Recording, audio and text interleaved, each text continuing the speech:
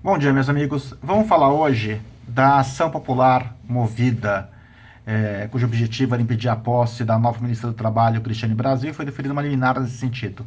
E eu quero procurar entender se essa liminar é cabível ou não. A ação popular foi movida perante a comarca de Niterói, tá? Nos comentários do vídeo tem o número do processo, o link do Conjur, onde você pode ver a liminar. Antes de tudo, eu sempre esqueço de fazer isso, mas hoje eu vou lembrar. Você não é inscrito no canal? Favor inscrever, né, gente?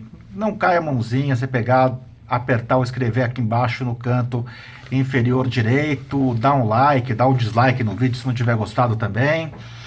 E bora lá. Bom, vamos lá.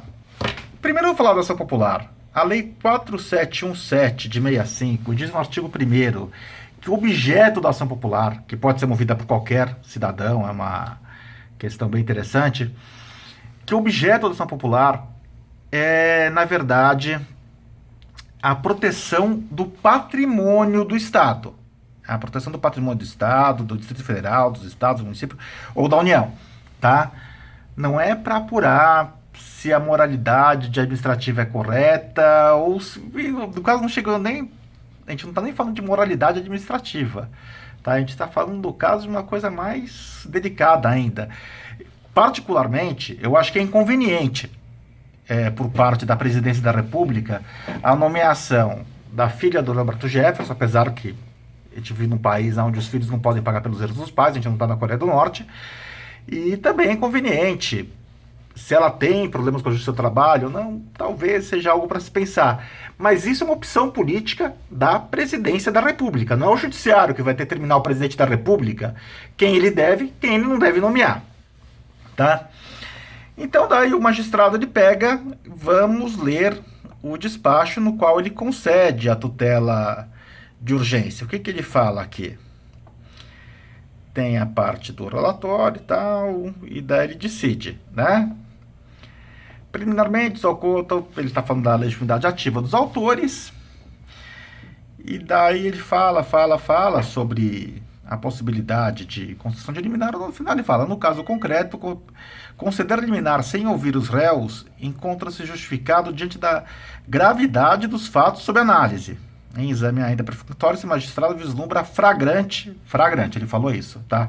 Será que ele não sabia que provavelmente essa decisão ia aparecer no Brasil inteiro? Deve ser uma decisão cheirosa, né? Deve ter um cheiro bom, porque não é flagrante, é um flagrante desrespeito à Constituição Federal, no que se refere à moralidade administrativa, em seu artigo 37, caput, tal. E daí quais são os argumentos dele? Continua, o que eu estou falando.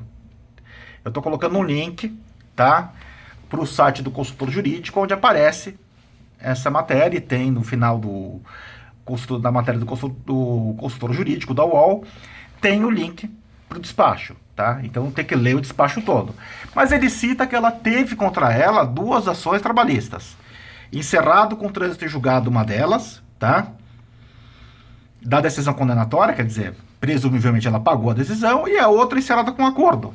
Bom, quer dizer o quê? Gente, vamos lá, vamos ser honestos. Ter uma ação trabalhista no Brasil não é uma coisa difícil, tá? Se você emprega alguém, se você empreende alguma coisa, provavelmente, parece que foi de um motorista dela, tá? Essa ação trabalhista que ela sofreu, talvez nem seja ela que cuidasse das decisões administrativas, talvez tivesse um contador que resolvesse isso para ela, um advogado, não dá para saber. É o que eu tô te falando. Eu acho, é que eu acabei de falar.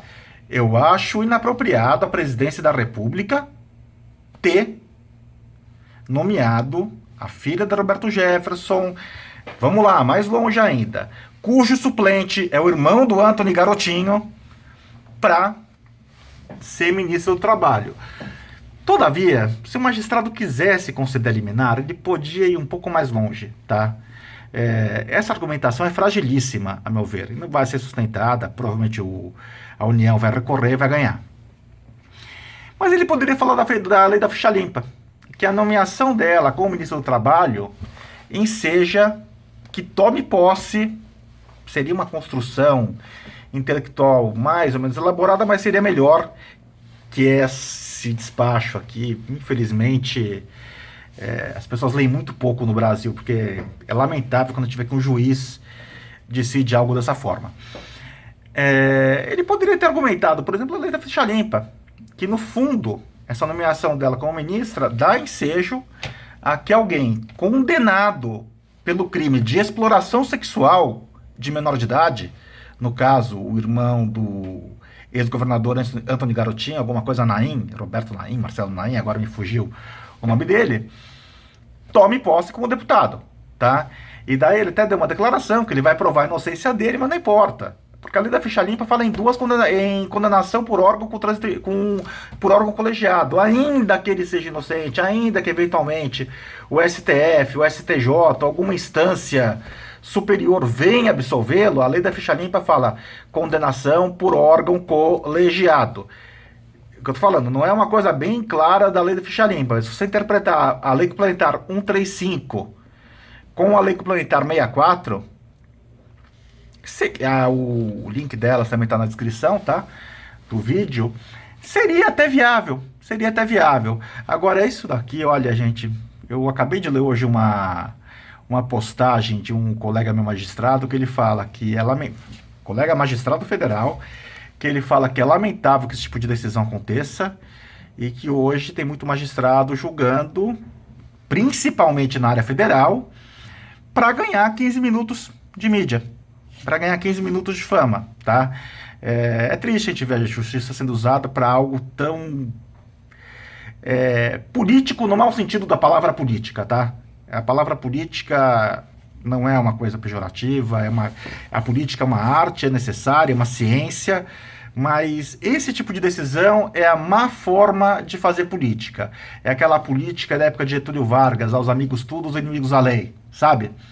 Então, essa é uma colocação que eu queria fazer, reflete essa decisão também um pouco de ativismo judicial por parte da comarca de Niterói, né, da Justiça Federal da comarca de Niterói, e essa colocação que eu queria fazer por hora, meus amigos. Por hora é isso, e no próximo vídeo a gente vai falar de ações monitórias no novo CPC. Um grande abraço a todos e até o próximo vídeo.